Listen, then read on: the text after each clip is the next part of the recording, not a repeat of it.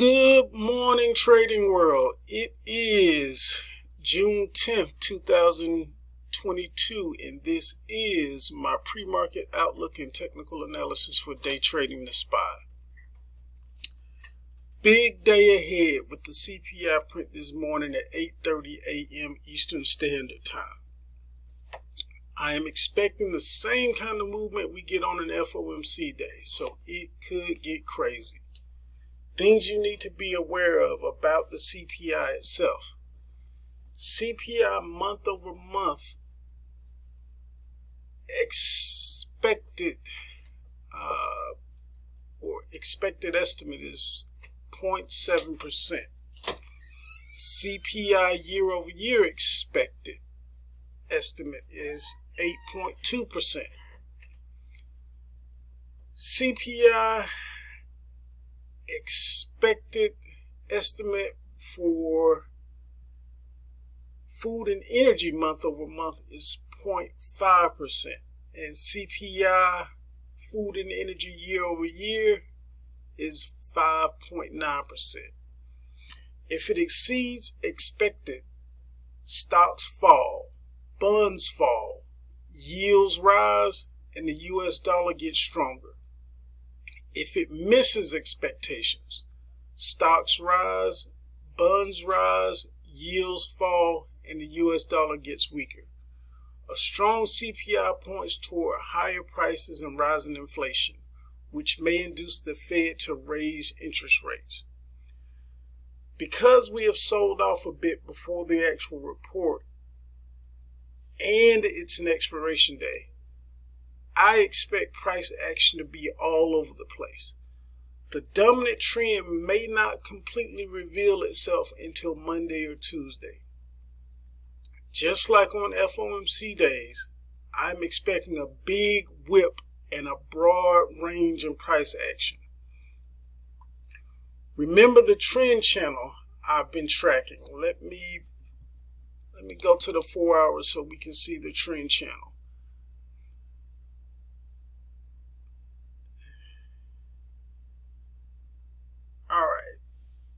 The trend channel that I've been tracking, the middle portion of that trend channel is here around 392, and the top of that trend channel is up here around 422. The reason I'm pointing that out is because I expect us to fully test one, if not both of those edges at some point. If not today, very soon. Also, the lower edge of the market maker's expected move is around 400. Below there, it could get crazy with the dynamic hedging from money managers. The upper edge of the expected move is around 420. And the same applies to the upside. See how all this is lining up? All right, give me just a moment. Before I do that, I got a question, or someone kind of questioned about the probabilities on the scenarios. And one of the reasons we've had the same probabilities on the scenario is for so long is look at the range we are in. We are basically in a tight range for the last 7 going on 1, 2, 3, 4, 5, 6, 7, 8, 9 going on 10 days. So if we're in that same range and risk keeps compiling and stacking up in the same place, the probabilities of breaking out of that range are going to be the same over that time as well. So that kind of explains the probabilities with the scenarios, because we're pretty much just stacking up in the same place for the last 10 days. So I hope that explains that. All right, give me just a moment to bring up the key levels of the day. Okay, here we go with the key levels to watch for today. On the resistance side, we have 402 to 403 as the jack resistance area. Then we have the queen resistance area at 404 to the 408 area, and then king resistance area from the 409 to the 416, and we're going to put the disclaimer above because we could definitely get back above and test this 420 area as well. We definitely have that potential. On the support side, we have jack support from 400 to the 399 area. Then we have queen support from the 398 to the 396 area. And then king support 395 to the 390 and below. Again, we definitely have the potential to punch below the king support. As you can see again, that trend area right here, that 392 area, is clearly marked here.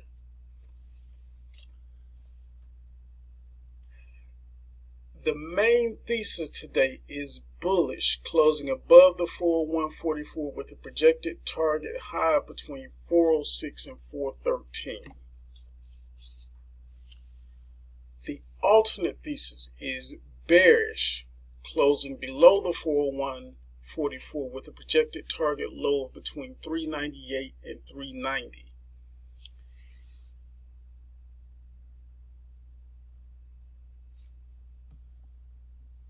We definitely have a high potential to bust above those targets or bust below those targets. And another thing that I want to say, I do expect a fairly blended thesis today where we're going to explore both sides of the thesis. We're going to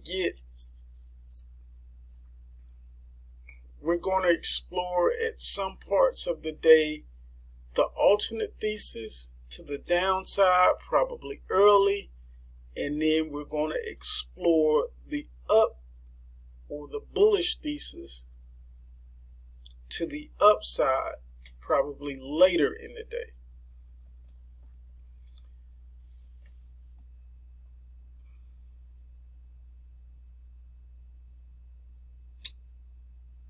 All right.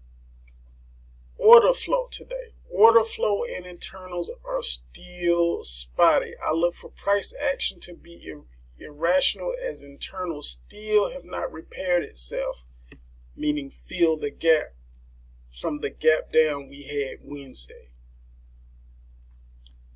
The current channel we are in is 397 to 416. The next major channel is 416 up to 425.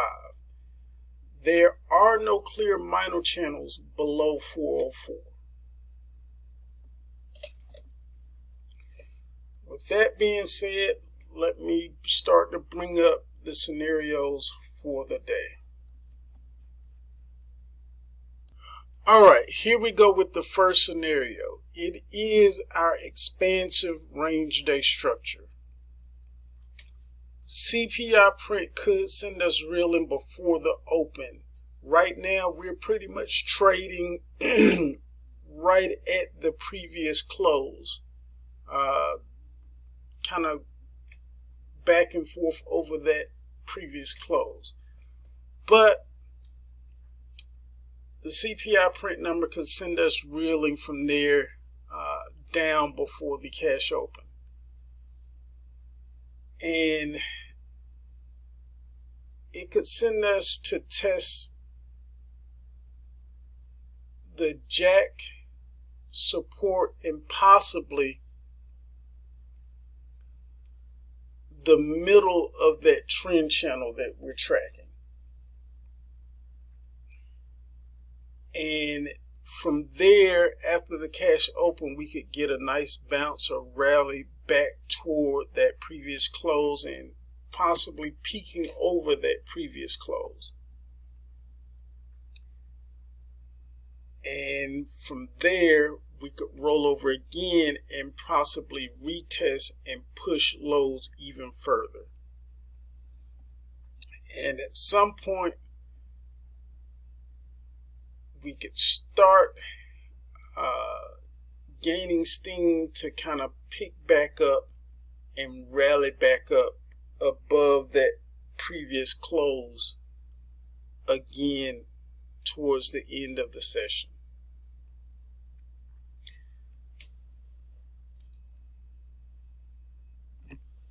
I used to always say that range days are the hardest to plot because there are so many different ways that it can go. It can start up, it can start down. It really doesn't matter because it bounces between highs and lows. It just chops back and forth.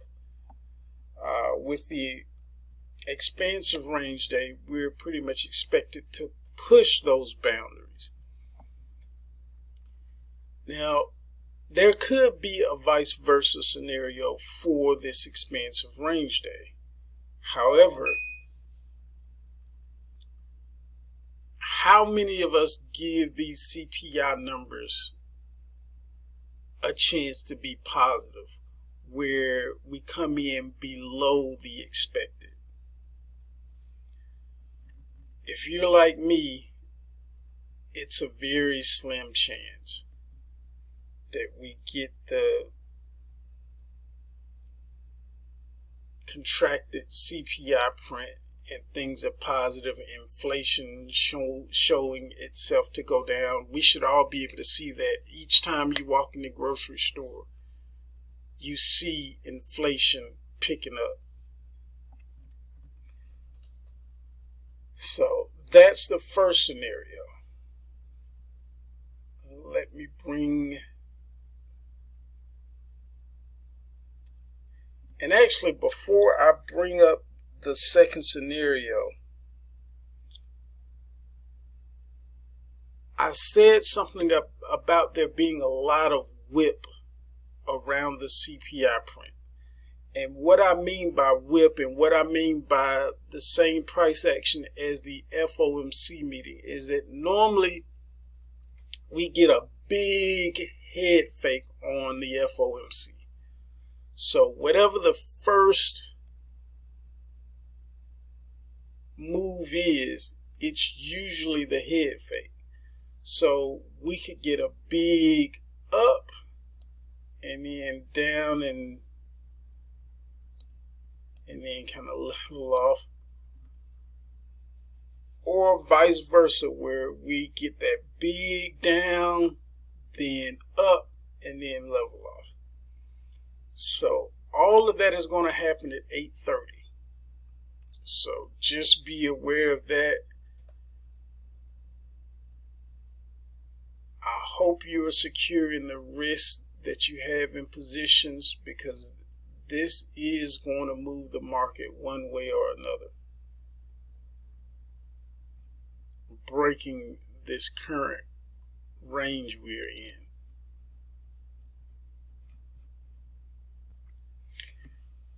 All right, the next scenario is our trend day down. We open gap down and start with a rally back toward the previous close, and this is all based on the big whip, putting us well below closing or well below the previous close. We find resistance on or before that previous close, and then we begin the downtrend for the morning. We find midday chop around either the possible queen or king support. And then again, yes, we do have a vice versa for this, because we are straddling that previous close. And so if for some reason we get a big whip up,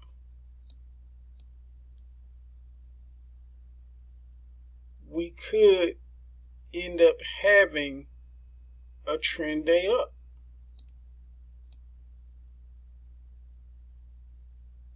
And that trend day up would look something like this. And I wouldn't be surprised if we take it all the way to that 420, testing the top of this trend channel that we're currently in. But again, if we get a big whip up after the CPI, it is possible that we could get the uptrend day. That is the vice versa for the second scenario.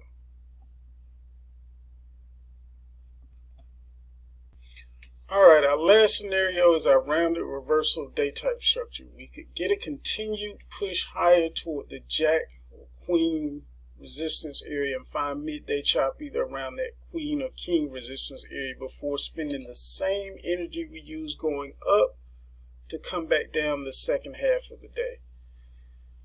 There is a vice versa warning for this as well.